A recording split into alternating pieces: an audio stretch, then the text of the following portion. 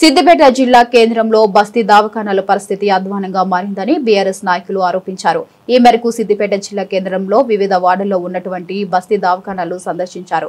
ఈ సందర్భంగా BRS party నాయకులు పాలసాయిరం మాట్లాడుతూ బీఆర్ఎస్ పార్టీ నాయకులు కార్యకర్తలు సామాన్య ప్రజలకు సేవలు అందించాల్సిన సమయంలో బస్తీ దవాఖానాల్లో ఖాళీ కుర్చీలు దర్శనమిస్తున్నాయని ఆందోళన వ్యక్తం చేశారు. ఈ రోజు మన సిద్దిపేట పట్టణంలోని వివిధ బస్తీ దవాఖానాలను మేము వెళ్ళి చూసినాం. పరిశీలిస్తే ఎట్లుందంటే మీరు కూడా విలేకరుల సాక్ష్యం. అక్కడ ఆర్ఎండ్బి గెస్ట్ హౌస్ దగ్గర ఉన్న బస్తీ దవాఖానలో ఖాళీ కుర్చీలు దర్శనం ఇచ్చినాయి. అంటే కుర్చీలో డాక్టర్ ఉండాల్సిన ప్లేస్లో ఆయన స్టెత్ పెట్టి బస్సులో జాగా ఆపినట్టే ఉన్నది పరిస్థితి. అంటే ఈ రేవంత్ రెడ్డి గారి నేతృత్వంలోని ఈ కాంగ్రెస్ ప్రభుత్వం పేదల ప్రజల ఆరోగ్యం పట్ల ఎంత ఉదాసీనంగా ఎంత నిర్లక్ష్యంగా ఉందన్న విషయాన్ని మరి ప్రజలు కూడా గమనించాలి.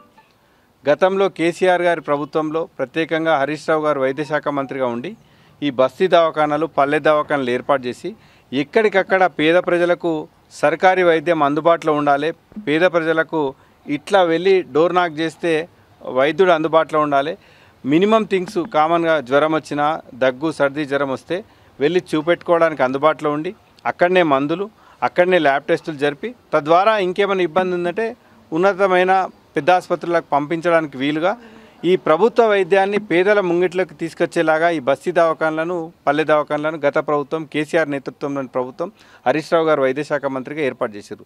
ఈ విషయాన్ని గమనించకుండా మరి కేసీఆర్ గారి మీద కోపమో లేకుంటే హరీష్ రావు గారి మీద కోపమో పేద ప్రజలకు వైద్యం అందకుండా చేయడం ఇది అన్యాయం. ఈ విషయం పట్ల ప్రభుత్వం వెంటనే అప్రమత్తంగా ఉండాలి. ఇక్కడ మీరు చూస్తే మినిమం థింగ్స్ బీపీ చూడడానికి మాన్యువల్ బీపీ ఆపరేటర్స్ పనిచేస్తలేదు, డిజిటల్ ఆపరేటర్స్ పనిచేస్తలేదు, ఒక వైద్యుడు లేడు. అంటే ఇప్పుడు ఇంటర్న్షిప్ చేస్తున్నటువంటి హౌస్ సర్జన్లతోని మీరు ప్రిస్క్రిప్షన్ ఎలా చేస్తారు? ఆ రకంగా పేద వైద్యులతో ఇప్పుడు ఇక్కడికి వచ్చిన వైద్యులకు మరి ఏ రకంగా మందులు ఇస్తున్నారనే విషయం కూడా పరిశీలించాలి.